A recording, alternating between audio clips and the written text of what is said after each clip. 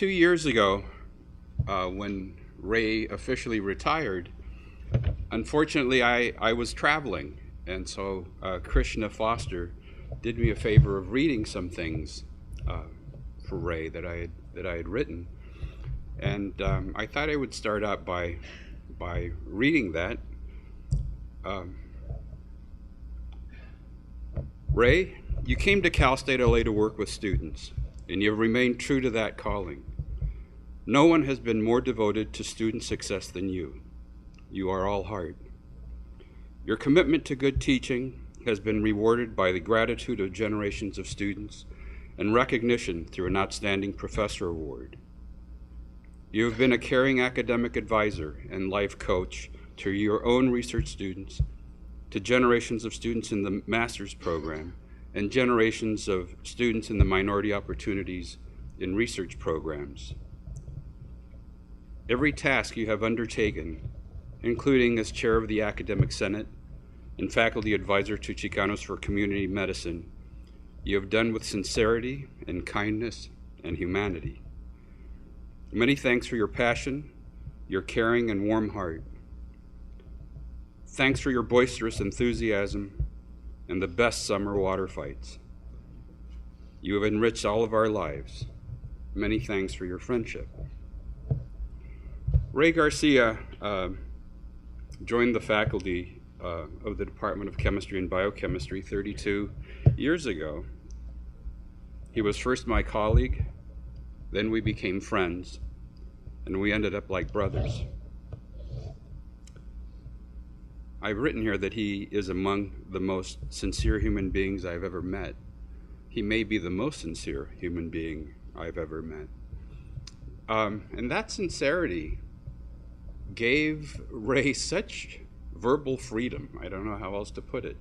He was completely unguarded in his comments because we all knew that Ray did not have a mean bone in his body.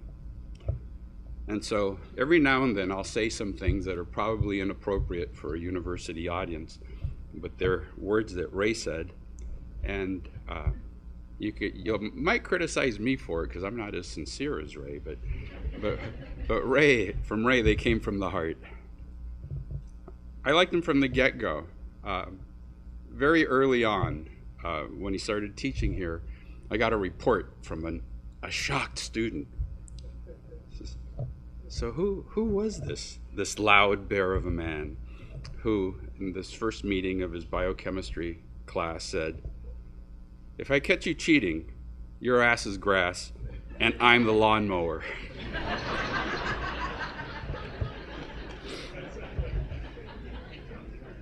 As I said, Ray did not have a mean bone in his body. He was kind and he was sincere.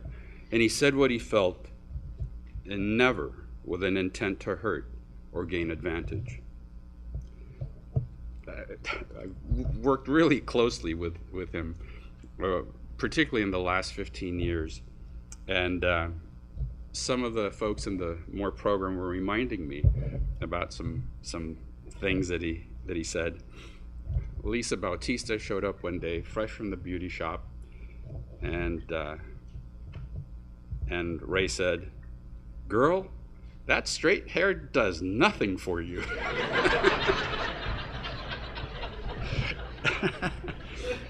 Or we had been selecting students for that year's cohort of students to participate in the research training program. And Ray got a little impassioned. He said, "The only one around here that has any standards is Maria."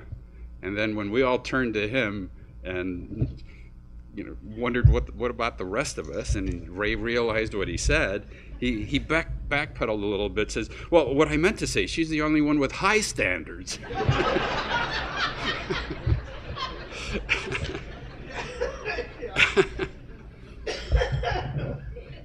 Or to me, every now and then he'd come up to me and said, "You know, guy, my Hawaiian shirt looks better than yours."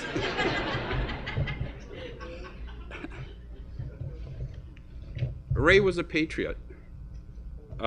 Sometimes folks were confused by the conjunction of his Garcia last name, his bright blue eyes, and his inability to speak Spanish. And they would ask him, well, what are you? And he'd say, 100% American, baby. And he believed in the ideals of America, that America that we all buy into. That America which in its best expression is nothing but opportunity for everybody. That in our democracy, all motivated talent gets developed. That all have a chance to get to the top. That all are respected. And this really fed into a strong sense of equality and fair play. Did I ever see Ray get beyond just being loud to being angry? Absolutely. But when he did, it was not a self-righteous, but a righteous anger where he really felt that a student had been mistreated, that a colleague had been mistreated. He was really proud to have served in the Army and very proud to be a veteran. He came to Cal State to work with students, and he became a mentor to generations of students that joined his research group on cholesterol metabolism. I used to kid him a lot how ironic it was that he chose the jojoba bean of shampoo fame and him with no hair. And he was much more than an advisor. He truly became a mentor. And I'm reminded that the word mentor comes from the Greek word mentos, which means intent, purpose, spirit, passion, and also somebody who thinks about you, somebody who cares about you. And this was Ray. He was a trusted guide to his students and to his colleagues, and he cared about his students, and he cared about his colleagues, and he cared about our progress. He also knew that part of a mentor was not only the person who gives the pat on the back, but as he also said, also a kick in the butt.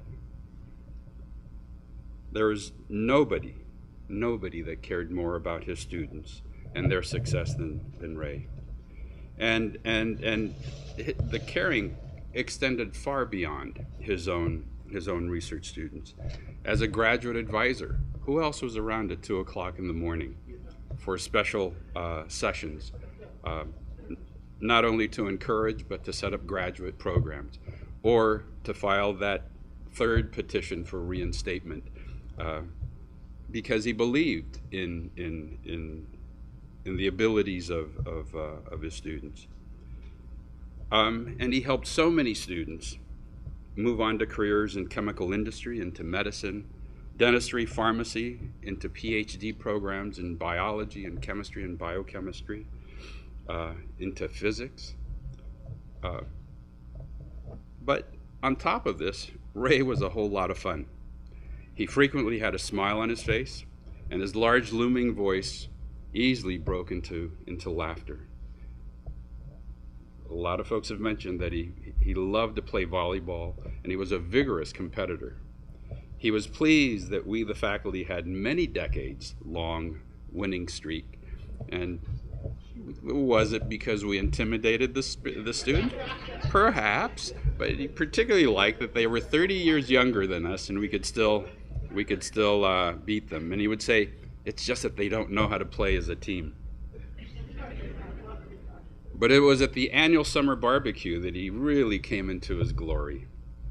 The main attraction was the water balloon fight. Ray's water balloon fight. It started out as a polite lobbing of balloons back and forth between students and faculty. A few years into it, he initiated an arms race. He showed up with a humongous super soaker, that large volume squirt gun. And it would always happen. We'd be enjoying the potluck barbecue, Vicky's chili beans, KFC chicken, Filipino pancit, organic salad, Costco sushi, and macaroni and cheese. And all of a sudden, there was Ray. He had sneaked up on us, and armed with a mischievous grin and a twinkle in his eye, he and his minions would show up with buckets of water balloon fights, and everybody would scramble to find their water balloons, and all hell would break loose. Everybody would be soaked. Everybody except Vicky. Vicky Anderson. There's an area of respect and dryness around Vicky. The only other person who sometimes escaped was Bill Wimberly, because he would say, "I'm taking the pictures with a very expensive camera." And he did not always survive. He was drying off his very expensive camera. Over the past 15 years, as I said, we work really closely. At least once a week, everybody in the MORE programs, the staff and the faculty coordinators, we would sit down and talk about program and talk about students. And Vicki Anderson decided that it'd be a whole lot better if there was food there, and she was right. And so with food, we would talk 2-3 hours about program, and so I got a chance to learn a lot from Ray and everything that he was all about. And what he was all about was the students. And does Ray leave a legacy? You bet.